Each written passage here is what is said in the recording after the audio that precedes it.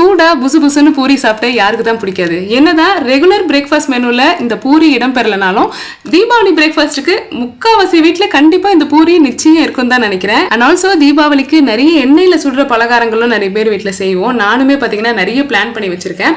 At a time பாத்தீங்கன்னா 2 பலகாரங்கள் ஒரே ஸ்டெச்ல செஞ்சிருவேன். சோ தட் பாத்தீங்கன்னா ஆயில ரொம்ப நேரத்துக்கு ரீஹீட் பண்ண வேணாம். நெக்ஸ்ட் டே அதை யூஸ் பண்ண மாட்டேன். அதுக்கு பதிலா அது தனியா நான் ஸ்டோர் பண்ணி வச்சிருவேன் ஃபில்டர் பண்ணிட்டு. சோ அதுக்கு எனக்கு யூஸ்ஃபுல்லா இருக்குமே அப்படின்னு சொல்லிட்டு தான் இந்த ஆயில் ஸ்ட்ரெயினர் பாட் வாங்கினேன். இது ரொம்ப நாளா வாங்கணும்னு நினைச்சிட்டு இருந்தேன். பட் தீபாவளி டைம்ல தான் நமக்கு எப்படி யூஸ் ஆகும், ஆயில் நிறைய யூஸ் பண்ணுவோம் அப்படின்றதுனால இப்போ வாங்கிட்டேன். இதுல பாத்தீங்கன்னா ஸ்டெயின்லெஸ் ஸ்டீல்ல பண்ணிருக்காங்க. ஆனா இது ரொம்ப ஹெவியா வெயிட்டா இருக்கிற ஸ்டெயின்லெஸ் ஸ்டீல் கிடையாதுங்க. கொஞ்சம் லைட் வெயிட்டா தான் இருக்கு. இதுலயே பாத்தீங்கன்னா ஆயில் ஊத்துறதுக்கான வசதியும் கொடுத்துருக்காங்க, ஃபில்டரும் கொடுத்துருக்காங்க. எல்லாமே ஸ்டெயின்லெஸ் ஸ்டீல் தான் இருக்கு. பட் கொஞ்சம் லைட் வெயிட்டா இருக்கு. இதுல பாத்தீங்கன்னா நீங்க ஆயில மேல அப்படியே யூஸ் பண்ணிக்கலாம். நார்மலா வீட்டுல டீ ஃபில்டர்ல ஃபில்டர் பண்ணும்போது பாத்தீங்கன்னா ரொம்ப சின்ன மவுத் இருக்கும், கொஞ்சம் கஷ்டமா இருக்கும் அட் அ டைம் எல்லாத்தையும் ஊத்துறதுக்கு. இது சூடாவுமே ஊத்தலாம். என்ன ஹீட்டா இருந்ததா கூட வெயிட் பண்ணணும்னு அவசியம் கிடையாது, அப்படியே ஊத்திக்கலாம்.